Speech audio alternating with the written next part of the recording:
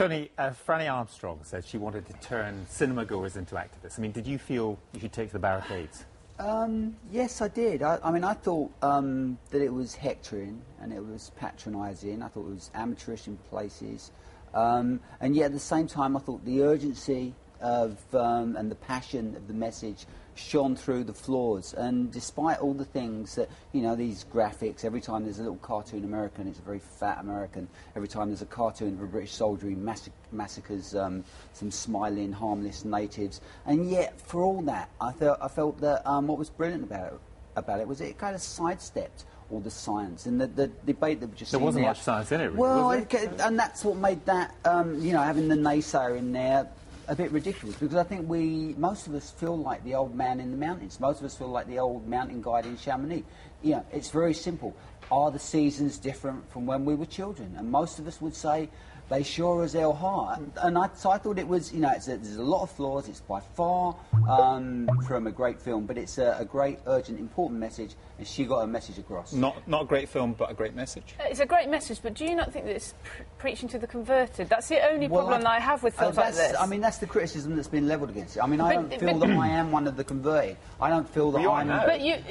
But I mean, presumably you would believed in climate change before. I mean, did this film change your opinion? Because the problem I had with the film was not actually that there was anything wrong with the film. The film is fine, but I felt so depressed when I came out of it, not because it was of what it was doing, but because, you know, I diligently recycle, I do my little bit, and then, you know, at one point during the film, it is revealed that Shell, Shell as a company, is taking oil out of Nigeria. Now, not only is it ripping off the Nigerians while it's doing it, it's also burning off gas whilst it's doing it, and it's saying that as it does that, it's creating more energy than 10 million homes in Britain. Well, and I kind of think, so what's the point? Did you feel hopeless about it then? Absolutely well, hopeless. In that case, it doesn't work. No, I think it's a fascinating reaction, and I think that is the risk of a film like this, that it overwhelms rather than inspires its audience. And I thought afterwards, the contrast, the obvious thing to compare it with is Al Gore's Inconvenient Truth.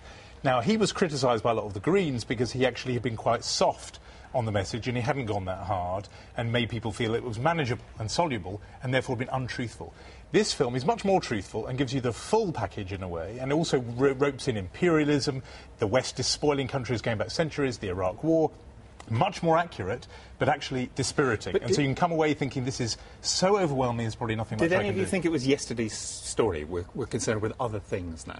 Well, if we do think that's a mistake... Well, I mean, I think it's certainly the case that, you know, if you've just lost your job, if you're about to have your home repossessed, if you're really at the sharp end of the credit crunch, then you're not thinking about global warming because you're worrying about how to pay the rent and put food on your family's table. I mean, I feel that I'm unconverted. I don't feel like I kind of believed all this stuff before. I've got a 6-year-old, and 6-year-olds in this country are absolutely obsessed with global warming. And my daughter is always saying to me, does that computer need to be turned on? And I think, you're 6 years old, you know, let me leave my computer on. Let me fly where I want to, you know, come on. And now I think, well, she's got a point, you know, and it's her world. It's her world that, what did you think of the use of Pete Postlethwaite as to thread it all together? I have to say I didn't really like that, although there was one point that you in the segment that you just showed before, you cut off just before he said something which I thought was quite interesting, and it's the one point where I thought it did work.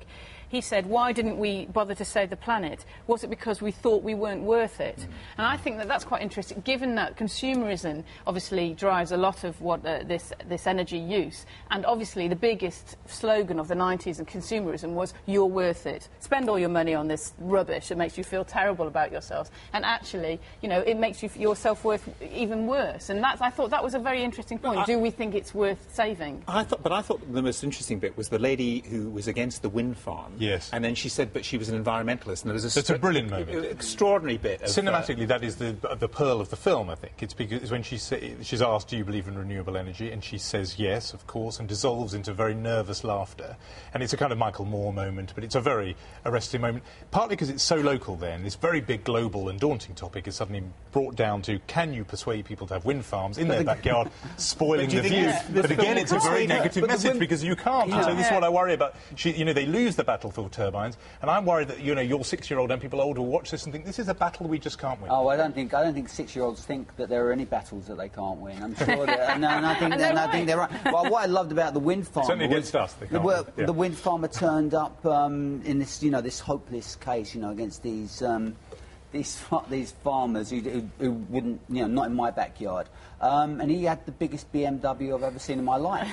So, it's so inconvenient. Saving the planet is so inconvenient. But that was what the film was about a lot, hypocrisy. But also, we all got. Didn't you think there was a point also where there's a point during the film where George Monbiot says what we need is direct action. Direct action always works. And I just thought, no, it doesn't. All these people marched against Iraq, and absolutely it was completely ignored. So the last time anybody bothered to do direct action, it was completely ignored. Why would you bother doing it again? Just a final thought on this. Do you think people will pay money to go to the cinema to watch a documentary about climate change? Actually, I think that may be unlikely. I mean, they did with the Al Gore film. To ask them to do it again is an interesting question. I had the feeling this was a film for the YouTube generation. I think she probably expects this to be downloaded, pirated, given away, shown in sort of screenings at schools, etc. She'd be delighted with that, and she's put a lot in there to make it very accessible for an audience, digestible in little chunks. You can YouTube chunks of it. But it's the wrong audience. It's not the people who run Shell. Well, leave it there. The Age of Stupid is on general release.